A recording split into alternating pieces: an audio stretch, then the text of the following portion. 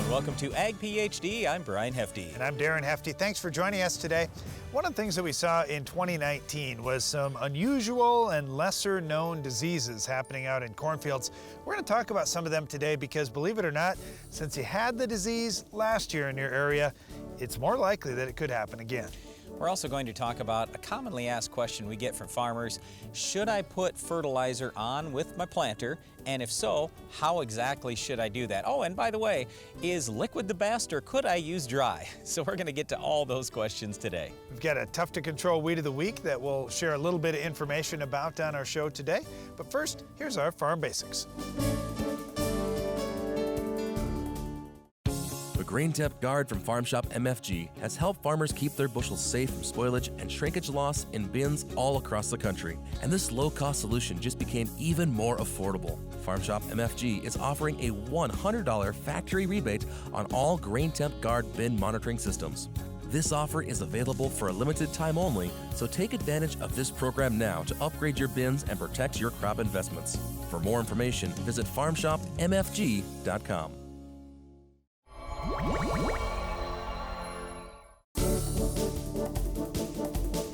During our Farm Basics time today, we're going to talk about how do farmers pick the right planting population.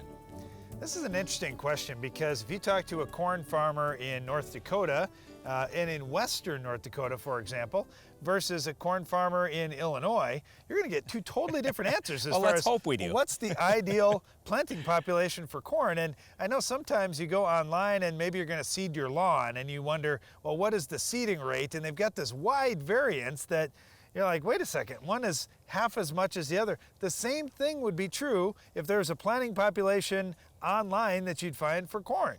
So why do farmers do things so differently? Well, a lot of it just comes back to trial and error. A farmer will try different populations on his farm. Whatever he feels is working best for him, that's what he runs with in the long term. But really kind of what we're talking about, just to get somebody started if they have no clue where to begin, we look at what are farmers usually planting for a population in that area, and then also what's the soil type, what's the moisture like, what's the fertility like. So if it is low moisture, low fertility, and light soil, then we're probably going to say we only want a few plants out there. You only have enough that a few plants can survive. But if all those things are the opposite, or at the opposite end of the spectrum, well, then the planting population is going to be probably pretty high. You know, just because you plant a lower population doesn't necessarily mean your yields will be a lot lower. Right. What can happen with corn plants is they have a property called flex to the ear. So on an ear of corn, it might be 50 kernels long, or it might be 30 kernels long. It might be 12 kernels around, or it might be 22 kernels around.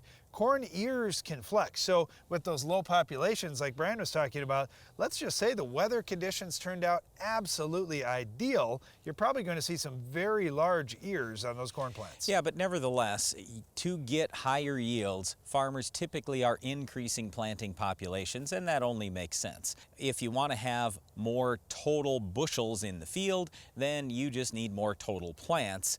But again, there certainly is some flex, and all crops, all plants can do this. They can change the seed size, they can change the number of seeds as the plant continues on during the year. As it has less stress, the seeds are bigger and there are more. If there is more stress, then there are just going to be fewer seeds. Just remember, plants only have one mission in life, that is to reproduce. So one way or the other, they're going to put on some viable seeds.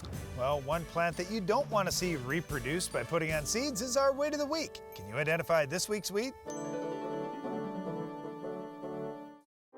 It's no secret that Mother Nature doesn't always cooperate with your schedule. Field conditions in recent years kept many from timely planting and fertilizing, and when you can't get your fertilizer applied, you lose thousands of dollars in yield potential. If you need flexibility in your fertility application timing, you need a drop tube system from C&R Supply. C&R drop tubes allow you to apply liquid nitrogen in season and place it exactly where your crop needs it.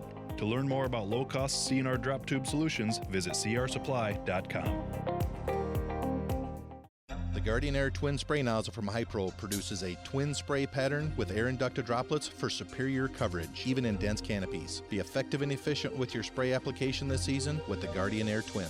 Hypro, helping you spray better. Challenging field conditions often make harvest difficult. Can your corn head handle it? The GTS X10 corn head from Agra US is a rugged, cost-effective alternative to heavier, more traditional heads. Constructed of durable yet lightweight aluminum, the X10 puts less strain on your combine without losing harvest effectiveness. And it is 40% lighter than traditional heads, reducing field compaction in those less than ideal conditions. For more information, give us a call at 8334-AGRA US. I need results, so I choose the one system I trust to take weeds down and keep them down on even my toughest acres with the kind of yield potential that helps keep me in the black to deliver my kind of results season after season. I choose the Roundup Ready Xtend crop system. I choose results. It's been remarkable what we've seen out of the varieties of Xtend soybeans. The yield has come through for us. We had the best soybean crop we've ever had. The yields were there. With the Roundup Ready Xtend crop system, the yield boost and the lack of weed pressure really helps our bottom line. The technology has exceeded my expectations. It's one thing that the industry has been looking for years. There's nothing like harvesting record crops.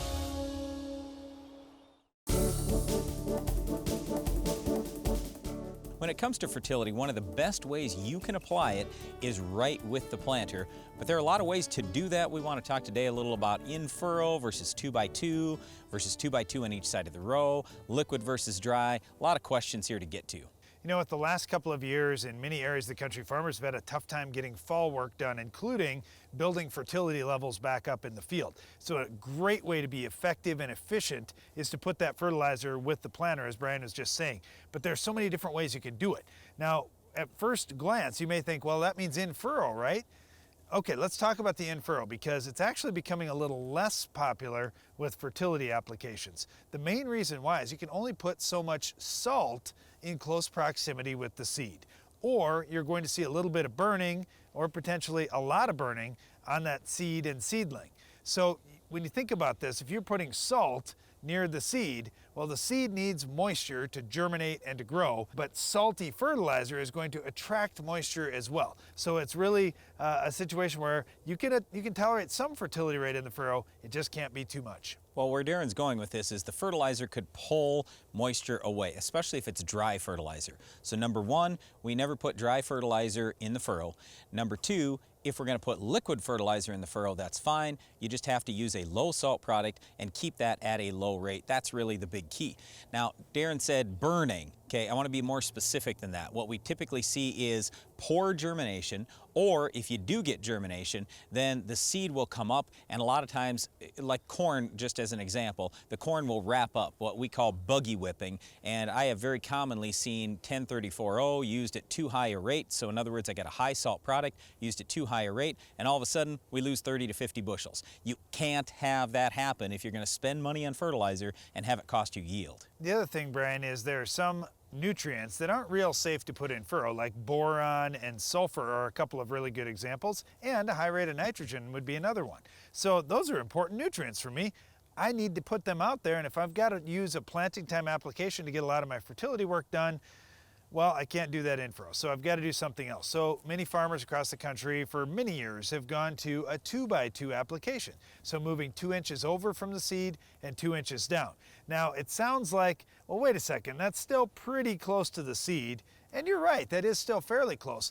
But even that much soil in between the seed and where the fertilizer is at creates a huge window of safety for you where you can use a lot higher rate of fertilizer just over 2 inches and down 2 inches from the seed. Now, to take this even a step further, we have years ago, even 20 years ago, we were using some fertilizer roughly 4 inches away from the seed and 3 to 4 inches down.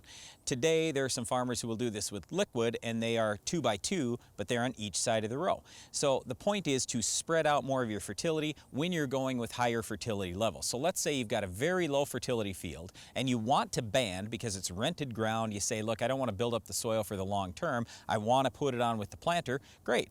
But there's only so much you can do in one spot. So you might do a little bit in furrow, you might do some in a 2x2 on the right side, some in 2x2 on the left side. So now you got 3 different places. So in total, you can end up with a lot more fertility there. You know, the alternative, if you say, I just can't get my planter set up this way, but I do want to band and plant into that band, would be to use a strip till either in the fall or in the spring. That's a good way, especially if you're mixing those nutrients up in the top 6 inches or so of soil, to have a good fertility zone to plant into. So you may be asking the question, can I put all my fertility on with the planter? Well, again, it depends on the type of fertility that we're talking about here. If you're running a low salt fertilizer, and we're just talking about P and K and the micronutrients, absolutely you can do it. Now, I'm probably not going to recommend, if you're going for really high yield, that you put it all in furrow. Again, I would say 2x2, maybe even on each side, and a little bit in furrow. But again, it all comes back to low salt fertilizer. So for example, we use a lot of agro liquid fertilizer because it's low salt versus say 10-30-4-0, that's a high salt product. So you have to be really careful about what you're doing there. What we typically do in our farm is we're always in a build program, it seems like, and we build by using broadcast. So we'll go out and broadcast some potash or MAP or something like that, or maybe some zinc sulfate, but then we feed the plant with some liquid fertilizer with the planter. So we're using both things because we're on a build program. We do not believe in trying a build program with the planter because a lot of times you'll end up overdoing it and actually hurting the crop rather than helping. Well, with anything that we're talking about here, we want to be cautious of that. We don't want to do anything that's going to hurt the crop and hurt our yields. So as we're talking about this, using a planter to put fertility out, it's great in so many circumstances, especially if you weren't able to get out in the field any other way, or if you're concerned about, you know, conditions are tough. I want to make sure wherever I have fertility, I'm planting, and I know exactly where that fertility is in relation to the seed. These solutions, in furrow fertility, 2x2, 2x2 on each side of the row, or even strip till banding, are great approaches to getting fertility out there just in the right place at the right time. All right, last thing I'm going to throw out here. Our dad was not a believer in fertilizer on the planter for only one reason, and it was he wanted to plant as fast as he possibly could, and having liquid fertilizer on there slowed him down. Well, look, I get that you want to get over a lot of acres, and early planting absolutely pays. But here's the thing. We've been able to prove many times over, even in high fertility ground, that at least a little bit of fertilizer with the planter makes the corn drier in the fall. It absolutely helps yield in corn, in soybeans, and many other crops. So we believe it's important. Yes, it takes a little bit of time. You just have to figure out how you can minimize the time for filling and maximize the time for planting. Well, one other thing that can take time away from you is weed control. We'll show you what the best methods of controlling this weed are later in the show. There are a lot of steps to having a perfect season. Don't let your fertilizer plan be the step that trips you up. No matter when you apply fertilizer, no matter how, AgroLiquid has the experts and the products that'll help you move closer to your target and hit the bullseye.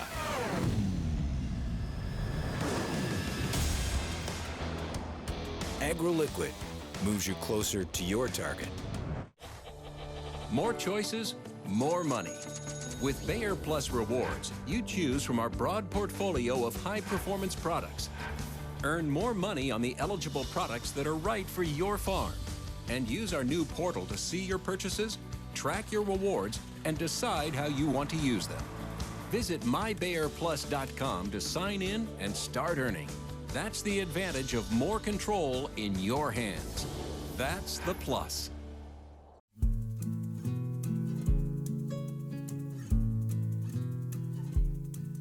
Find love, and then give it all away.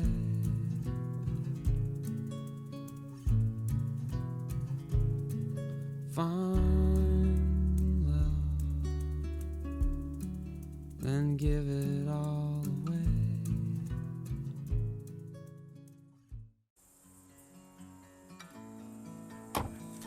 Wherever you are, whatever you're doing, whenever you want. In your life and on your farm, Case IH AFS Connect gives you more control. Monitor your operation, manage your fleet and your farm data your way. Case IH. Rethink productivity. Every day, we rise. We face the pressure, the uncertainty. Sometimes the decisions we make seem as tough as the work we do. Let the Acceleron portfolio lighten your load with a powerful array of seed treatments, fungicides, insecticides, nematicides, and bioenhancers offered in select combinations to give you coverage with one simple decision. Looking for a little peace of mind? We're on it. 2019, unfortunately, was a terrible year for disease in just about every crop there is. Well, we want to talk today about focusing on corn and how can you prevent some of the more minor diseases that are out there. First of all, let's talk about some of the things that happened in 2018 that led into more problems in 2019. The first one I want to start with is Anthracnose Stalk Rot. In 2018, many of the hybrids that were winning a lot of the yield competitions were hybrids that had great tolerance to Anthracnose Stalk Rot, and many farmers would say, well, that was a big deal in 2018, I'm not going to worry about it. But here's the thing, when you have a disease like that, where does it overwinter? Much of this, and with a lot of the diseases we're going to talk about today, they're going to overwinter in the residue. And if you go corn on corn, now you've got that much more inoculum out in your field, you're going to have an even bigger problem, especially if the weather goes against you like 2019 did. Many of the same areas that were wet in 2018 were wet again in 2019. We saw a lot of Anthracnose Stalk Rot this past season, and it's certainly one, if I'm going to plant corn in 2020, I would say, you know, I probably better put it on soybean ground or on ground that had another crop besides corn. And if I'm planting onto corn ground, I absolutely better have a variety with great tolerance to anthracnose, because this is one of those diseases that fungicides just aren't really effective on. So we can do a lot of the right things along the way. We've got to have good hybrid tolerance and hopefully some crop rotation in our favor too. Okay, but as soon as you hear Darren say it happens more in continuous corn, well, yes, crop rotation's there, but the other thing you might be thinking about is tillage. Will tillage help? Absolutely, tillage is going to help. When you do tillage, there are certainly negative ramifications to that, but if you can do some tillage, you will reduce the overall disease pressure for the future. In addition to that, I would just say, take a look at your drainage. Take a look at your overall fertility program. A lot of the disease issues that I saw this year were because the plant wasn't healthy to begin with. It's just like human beings. If we're not healthy to begin with, we're much more likely to have some kind of disease issue. So again, drainage, and really take a look at the overall fertility program, not just N, P, and K, but also the secondary nutrients and the micronutrients as well. All right, let's talk about another disease that we don't really have a great answer for. It's Hocus leaf spot, and when I say this, if you know much about diseases, you're probably like, oh, Hocus, that's not a big deal. We don't hardly ever see that hurt yield, and I would agree with you. In 2019, I can't say that I walked a field that I said, oh, the Hocus is so bad here, we're gonna lose yield. But I did see Hocus in a lot of fields in 2019. It's a bacterial disease. It's not quite to the extent that bacterial leaf streak or Gauss's wilt have become, but it is still one you want to watch out for. We do see some differences in hybrid tolerance here as well, and that's probably your best bet for protecting your fields. All right, we have 3 other quick diseases we wanted to talk about. Darren, common rust, what would you do? Normally it's not a big deal, but I'd certainly use a couple different applications of fungicide. I'd start early before tassel, and then I'd come back with another one after. How about Fusarium crown rot? Fusarium crown rot is a product of this wet year that we had once again. Use a great seed treatment, and I also like putting a fungicide in furrow, especially on early planted stuff that's going to be out there in cold, wet soils. The last one is Fisa Derma. What do you suggest? Fisa Derma is a bad problem. We're looking at hybrid tolerance, and here's one where most seed companies don't have good ratings yet.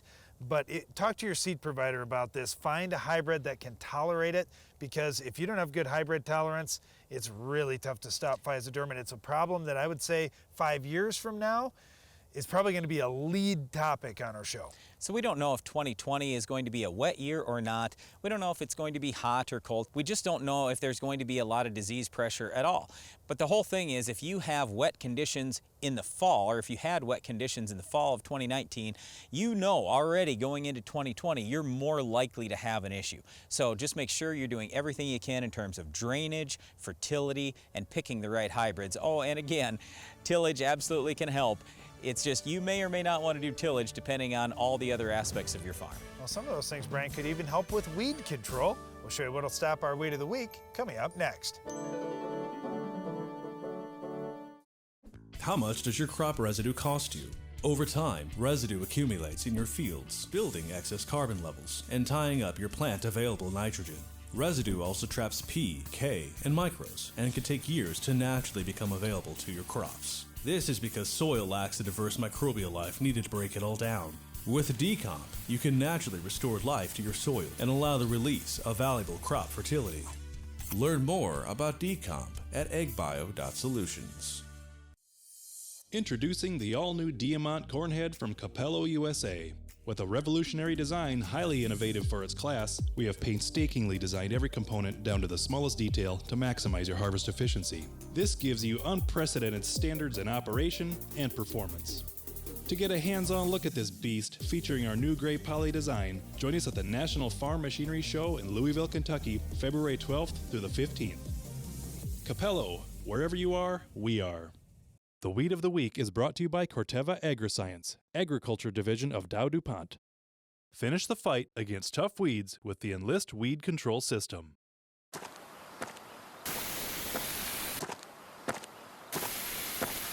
Weeds are tough, but we're tougher. With unrivaled weed control, reduced drift, and near zero volatility. So, who's tough now?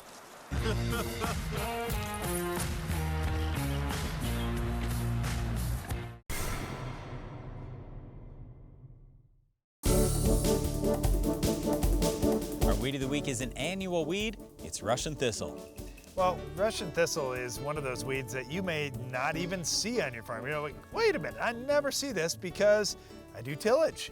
And you know what? Tillage really does help with Russian thistle. If you're doing fall tillage or if you're doing spring tillage especially, you often wipe out that first shot of Russian thistle. And it's one of those weeds that gets a relatively early start, partly because of when it's going to germinate, either in the fall or very early spring. Yeah, I don't usually see it a whole lot in the fall, but I do see it real early each spring. And the big thing for me that I look at is, do I have a pre-emerge herbicide out there? There are a lot of people now who, instead of using a pre, they'll use a big early post shot that's got lots of residuals in it, multiple modes of action. You can certainly do that, but by that point, the Russian thistle might be a little bigger. And here's the big challenge with Russian thistle. It doesn't have leaves like I would normally think about leaves. It can't absorb a tremendous amount of herbicide. So if you're going out there with lots of water, low rates of herbicide, very often you don't have a lethal dose that gets into the plant. You only stunt the plant, you don't completely control it. All right, let's talk about herbicides and how to get this thing under control. You mentioned if we're doing tillage, we're good. That early burn down can be good, but some of the ALS products just haven't worked well on Russian thistle. We've seen some resistance there. What are the best options in corn? All right, so if it's me, I'm going to start with probably Verdict pre-emerge, but many of the pre-emerge herbicides have activity on Russian thistle. Then when I go post-emerge in corn, I prefer Status plus a little atrazine, but the HPPD products are pretty decent as well. In soybeans, I like our 3-Pre program. For mini weeds, this would be one of them where that's going to be highly effective for. Post-emerge, though, in conventional soybeans, we don't have a lot of great options on Russian thistle. You've got to take care of it early or it gets big and has a lot of growing points on it. So if I'm going to have a Russian thistle problem in a field, I'm going to plant either Extend beans or I'm going to plant Enlist E3 beans, so I've got the option of a dicamba or a 2,4-D product to use. Hey, Roundup's not that bad on this weed either, but again, you can't absorb, or the weed won't absorb a lot of herbicide, so just make sure you keep your water volume low with Roundup and your Roundup rate high. All right, in wheat, I like Sharpen Down, and I come back with a strong rate of Husky. Well, that's it for our Weed of the Week, Russian Thistle, but stay tuned, Iron Talk is coming up next.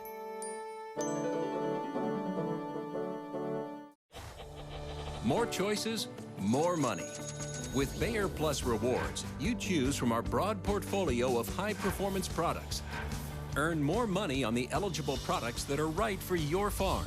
And use our new portal to see your purchases, track your rewards, and decide how you want to use them. Visit mybayerplus.com to sign in and start earning. That's the advantage of more control in your hands. That's the plus. Where we have run the Soil Warrior, we have harvested the best corn we have ever harvested in the history of Wrenwood Farms. Now, I'm kind of always wanting to push the envelope to see what else I can do to help enhance that emergence. Their ride is so much smoother. Their seed placement is even better. Where we had our best emergence and we've had our best yields was where we ran the Soil Warrior. Make sure your farm equipment is season ready with an uptime inspection from your Titan Machinery service professionals. Titan Machinery's team of Case IH certified technicians has the knowledge and experience to find, correct, and prevent mechanical issues that could shut you down during the season. Your planting and harvest windows are short. For genuine Case IH parts and service, schedule an off-season uptime inspection at Titan Machinery today. Titan Machinery, your local Case IH dealer. It starts with genetics, what you're made of. It takes agronomy. It's local. It's knowing your land and having the tools to put the right product in the right place. It's built on service with trust, grit, and determination. Because it turns out, what it takes to make the best product is a lot like what it takes to make a farmer. Golden Harvest, rooted in genetics, agronomy, and service. There are a lot of steps to having a perfect season. Don't let your fertilizer plan be the step that trips you up. No matter when you apply fertilizer, no matter how, AgroLiquid has the experts and the products that'll help you move closer to your target and hit the bullseye.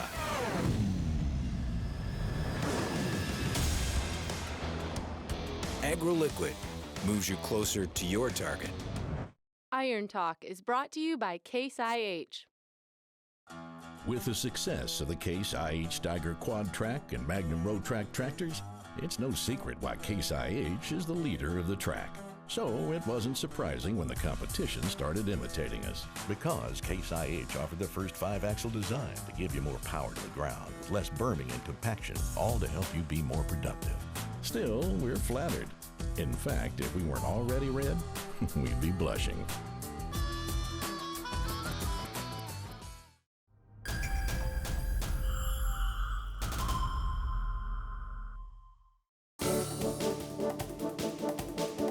When you're thinking about what time of day is best to spray, you're probably considering times when the wind isn't blowing hard. In today's Iron Talk, we'll discuss how calm conditions could be even worse than spraying with a light breeze.